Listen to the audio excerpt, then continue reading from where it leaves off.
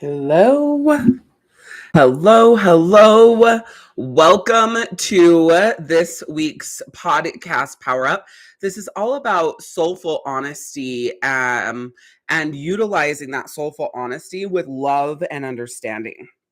If you haven't listened to this podcast episode, you absolutely should, because we're really going to be diving into this soulful honesty from a completely different perspective than the podcast episode comes from. All right. So, really quick, the episode is from the standpoint of you can be honest, but you don't have to be rude. You can be honest, but you don't have to be demeaning. You can be honest, but you don't have to be degrading, right? By the way, if you're on here live with me, please, say hi and interact in the comments. I would absolutely love that.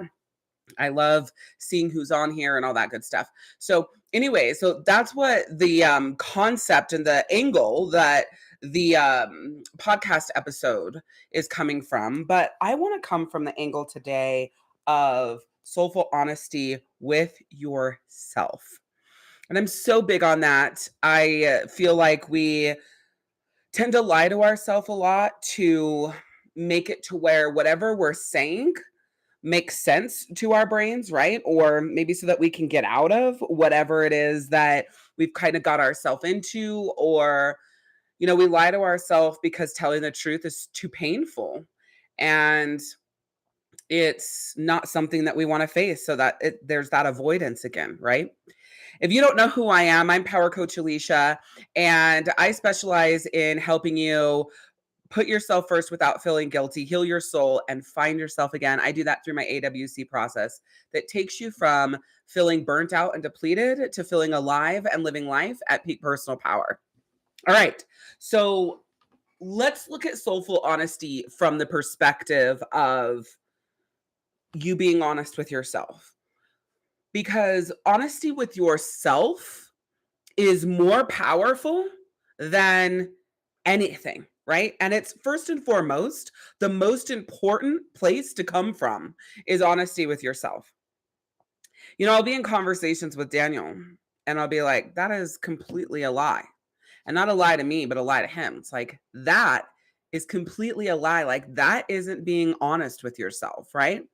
And it's funny because when I first started doing that and like calling him out on that, it would take him back. No, let me rephrase. It would make him defensive, right? Like right off the bat. We had plenty of conversations up to this point about like, listen, you got to be honest with yourself if you're going to grow. You got to be honest with yourself if you're going to feel better, if you're going to do better, if you're going to get to that next level version of you.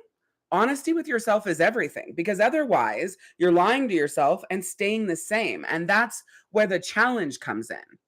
You think that you're protecting yourself, you're protecting your heart, you're protecting everything, everyone probably, by whatever it is that you're saying. And I also feel like, especially with him, is that you can get in a habit of being dishonest with yourself without, like, you're not even realizing it, right? It's just coming out of your mouth, how you're speaking and what you're saying. So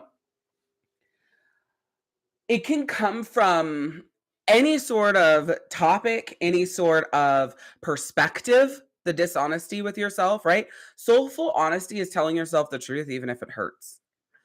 Soulful honesty is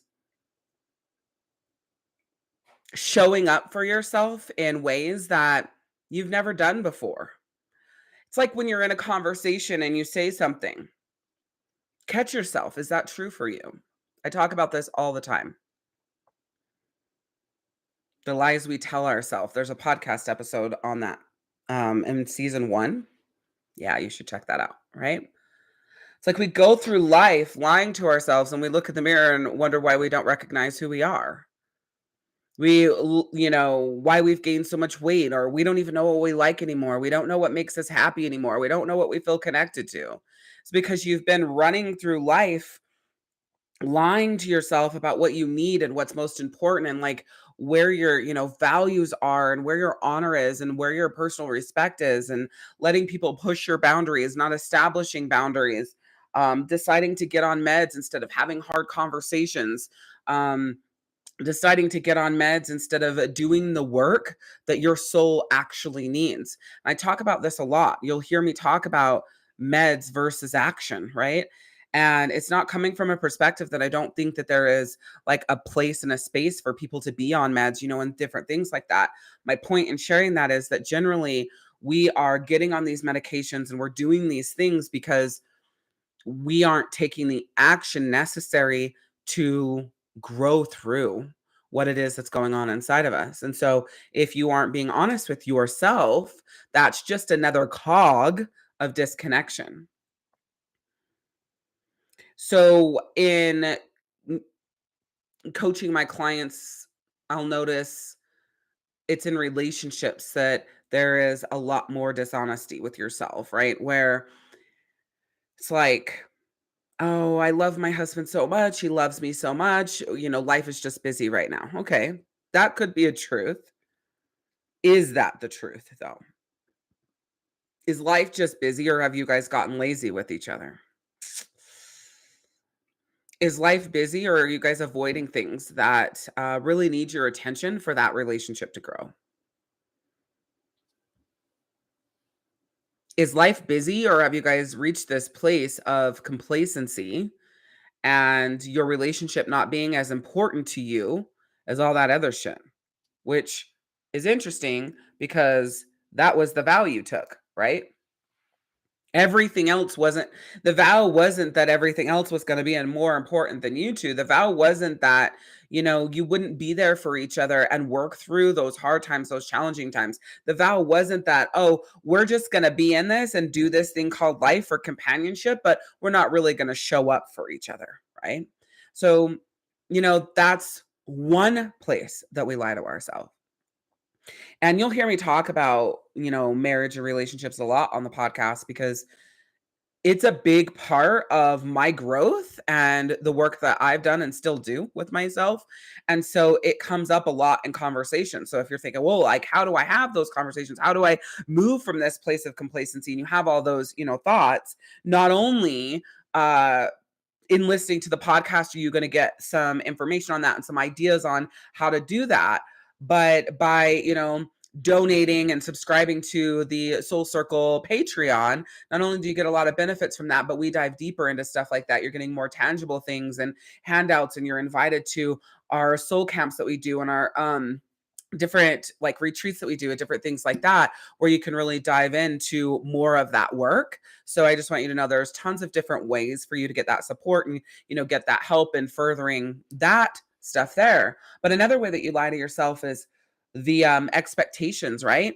I talk about this all the time, the expectations that you put on yourself to, show up and perform in your life at these levels that it aren't humanly possible. Yes, you can show up and be a good mom, a good wife, a good friend, a good daughter, a good coworker, like whatever, a good business owner. In the book, The One Thing by, I never remember. Is it Gary Keller? I don't know who the author is. It's The One Thing. He talks about people going through life doing their best to balance things out, right? Doing their best to create a balance everywhere they go, being the best mom ever, being the best wife ever, being the best, coworker, employee ever, being the best business owner, being the best daughter, being the best friend, being the best everywhere. And you know what? Life doesn't work like that.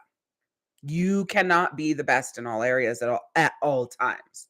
Because in life there's this ebb and there's this flow, right? And so you might be being a good mom. You might be fucking killing it with your health and your soul journey. You might be being a phenomenal wife, but you aren't doing the best as a business owner, right? You might be being a phenomenal mother, but you're not really doing the best in prioritizing your health and that sort of thing, right? Because there is always going to be an ebb and flow, meaning that something is always going to command the majority of your attention at the time. And if you recognize that and you don't allow yourself to only be focused on that one thing, be stuck in that one area and let that overtake, that ebb and flow is a beautiful thing. That harmony is a beautiful thing, right? Hi, Anna. It will make a world of difference in the result that you get. because you're not taking yourself and banging your head up against the wall and saying, hey, I have to do this. I must do this. I should do this in all these areas at the highest levels because that's my job. The giving yourself some grace that I talk about at the end of these sessions, and that used to be my podcast sign off for season 1, that giving yourself some grace is realizing that there's an ebb and a flow. You might be bomb as fuck in one area and just not doing well in another. And that's what life is about. That's what being human is about, right? That's what growing is about. Going, okay, I've been like so focused on my career, making money, being successful, and that's really going well, but I need to create some harmony here. I want to create more of like a home life, a more of a home foundation, a more of like a home connection, because I just feel like I haven't really been paying much attention, right? I was very career driven, extreme workaholic, and that's just how I was for a very long time. And now I feel like I've gone completely off the other side. And so there's not, I mean, I show up every day, I'm doing what I need to do every day. It's just, it feels different inside.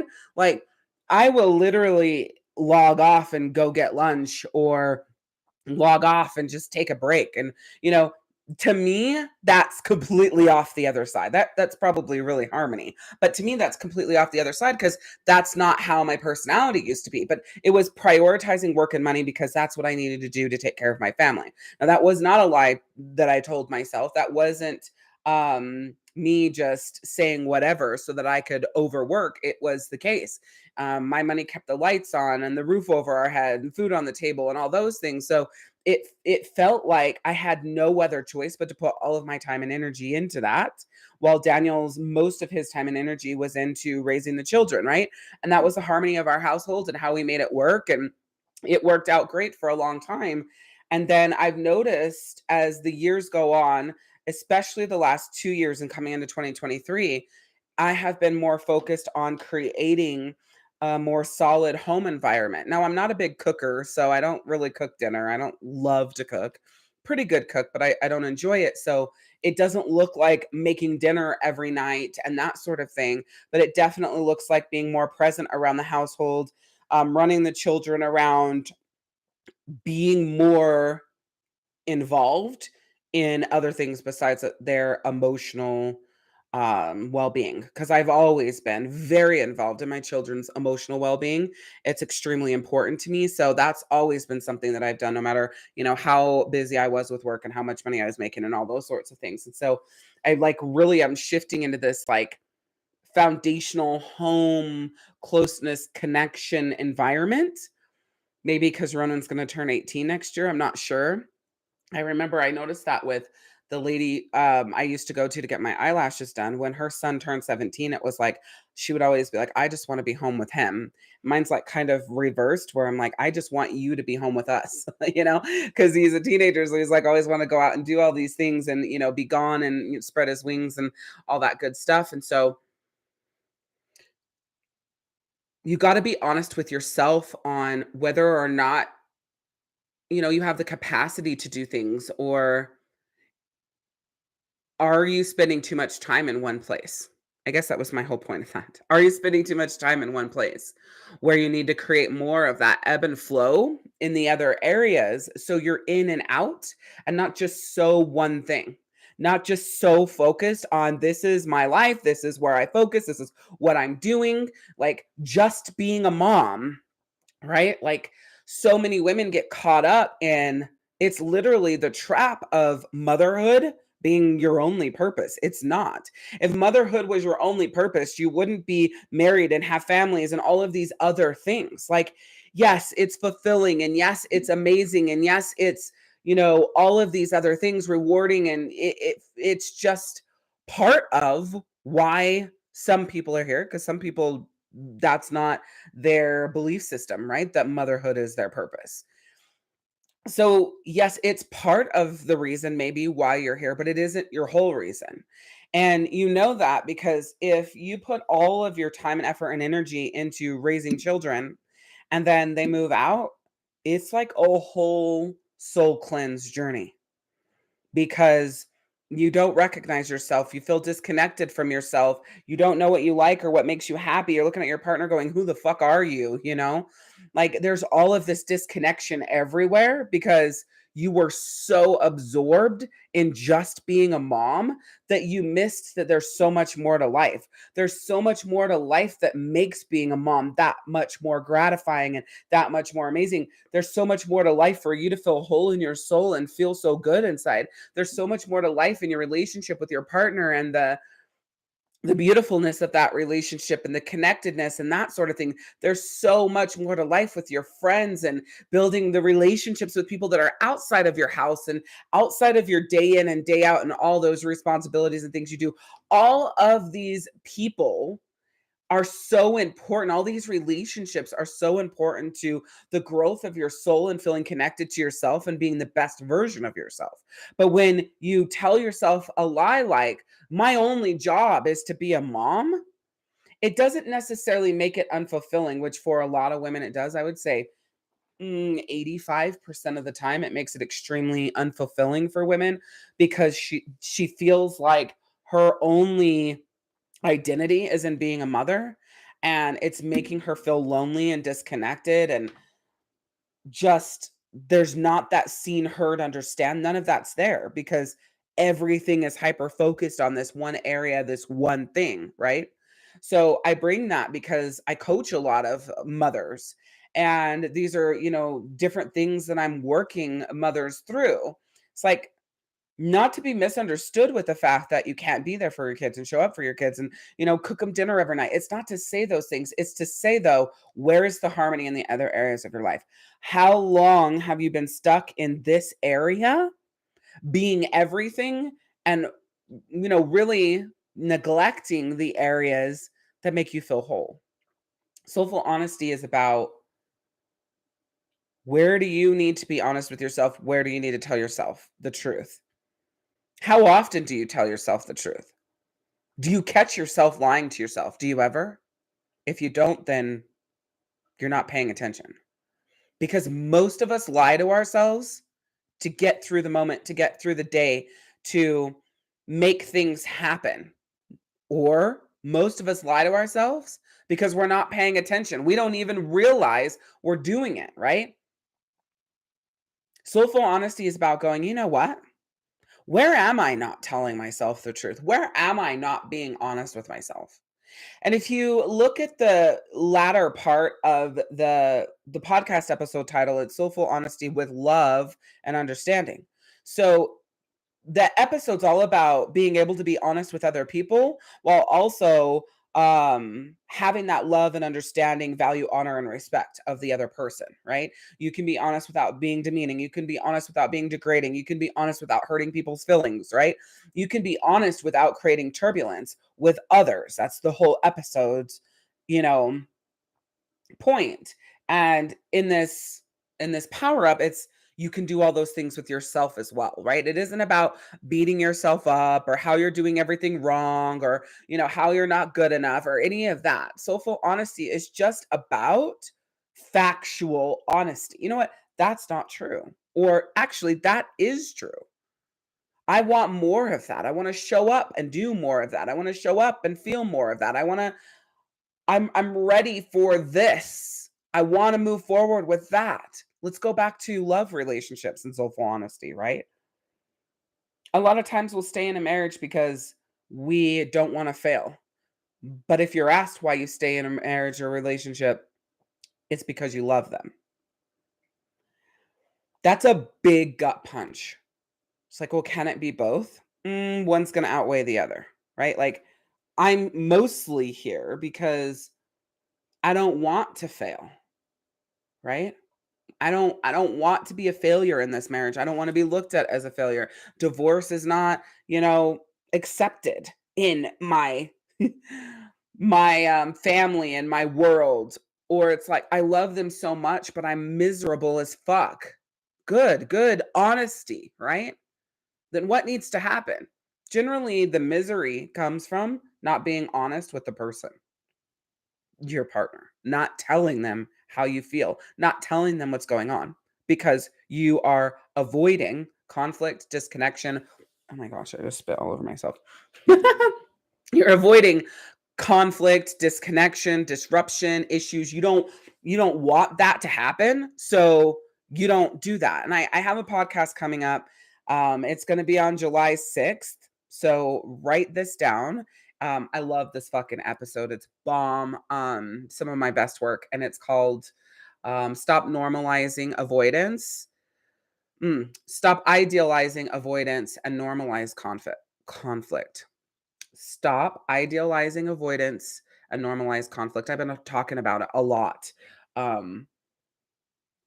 You got to hit those things head on and have those hard conversations because that's what's going to help you grow. I don't know who wrote this because StreamYard's not showing me your name, but it says, being real with myself has been a total game changer at both home and work. Yeah, just that honesty, that soulful honesty. It's like, I'm going to actually piggyback off that on, because we've talked about relationships. We talked about, how you show up and that unfairness with yourself everywhere, at that highest level everywhere, which just doesn't work like that. It's a harmony. If you're doing it right, you should be harmonizing. Sometimes work is more, sometimes being a mom is more, sometimes being a wife is more, and you're in this ebb and flow and it's moving through. If you're stuck in one area, that is causing a lot of internal turmoil that maybe you haven't realized hasn't been manifested yet, or you do realize, but you're just not paying attention to it because it's life and it's what you got to do, right? But the other thing we'll say is we have to do this because it's what pays the bills. Being real with yourself, let's say at work, is like, I could do what I want to do and feel so good and still pay the bills. But we write it as, I make too much money to, change jobs. I've been here too long to, leave and go somewhere else. And so we have these lies that we tell ourselves to stay stuck where we are because that is what we're believing to be true. Because the fact is, you could get a better job, make more money, and be happier. You could get a better job, make a little less money, and feel so free and full and lit up in your soul. Because literally less could be more in that point, right? So being real with yourself at work comes from another perspective of something I see happening all the fucking time. It's like doing the job of 3 other fucking people because your company decided to do layoffs and now you've got to pick up the slack of everybody else, but you don't make any more money. Being real with yourself and saying, you know what? I know what I was hired for and what my job description was, and this is what I'm going to do. If you want me to do these other things, you're going to have to pay me more for that because you'd have to hire somebody else in order to do that. That's scary for a lot of people. It's like, oh my God, my company just went through layoffs and now I'm, claiming my worth and stepping into that. What if they fire me? What if they do? Is being real with yourself and knowing what you're worth you standing up and going, hey, when I first got hired, this is what my job description was. I get that it's, maybe not limited to, but now I'm doing the job of 3 or 5 people and you're holding me to the same expectation. And I can't get that result because I'm only one person. So I cannot perform in this position to the levels of expectation because this position cannot be achieved at those levels by one person. Being real, being honest, having that conversation. Right? So many different areas where soulful honesty is important, right? In communication with other people and communication with yourself. So if there's anything that you take from this power up, it's where do you need to be honest with yourself? Where do you need to tell yourself the truth? Be clear with yourself and literally start moving from there. But the other part of this power up is what was something that you heard that really connected with you and made you go, "Oh my God, I didn't realize I was thinking that way. Ooh, I really needed to hear that. Yep, that's the action that I need and want and will take because that's the best for me right now," right? Start taking from these sessions that I do and allowing them to connect with you in a way that fills you up and helps you grow and become a better person for yourself. Soulful honesty is all about being honest with love and understanding with other people and with yourself. So if there's anything that I would want to leave you with, it's the more honest you are with yourself, obviously with grace and love and understanding, the higher quality of life you absolutely will have. The better everything will get. You will be a even better mom, a better wife, better daughter, a better friend, a better employee, a better coworker, because you're being honest and being like real with things that need to change or conversations that need to be had or areas that need to grow or pressure that you need to remove or pressure you need to put on yourself, right? This soulful honesty is all about like, where the fuck are you being lazy too? Where are you making excuses? Where are you saying that you're actually doing shit but you're not, right? It's all about that as well. So remember that we have a brand new like schedule of things that are rolling out. We've got podcast power ups Mondays at 12 p.m. Eastern. Then coming up in July, we are going to be adding Soul Power, which is email reads and coaching. So those will be coming up. Those are on Mondays, but I can't remember what time. Oh, I have a schedule right here. 7 p.m. Eastern. And then Wednesdays at 6 p.m. Eastern, a brand new, oh, nope, POWERfuel and Preachisms, Wednesday at 6 p.m. Eastern. It's all really like life coaching, my different, processes, tools, different things that I've used and taught over the years, and anything that like pisses me off, sets me off, that I really want to talk about, that happens during POWERfuel and Preachisms. And then Thursdays at 9 a.m., brand new podcast episode drops. Thursday at 8 p.m. Eastern, The Spirit of the Soul, which is all about astrology, crystals, angels, oracle readings, all that good stuff. So there's lots of stuff going on. So we have lots of sessions each week, plus we have a new podcast episode that releases each week. Just a lot for you to tap into and help your soul heal and grow, help you find yourself again and put yourself first without feeling guilty. As I always say, remember to give yourself some grace. Say yes to yourself more than you say yes to other people. And it's all about always, always, always about progress, not perfection. We'll see you next time.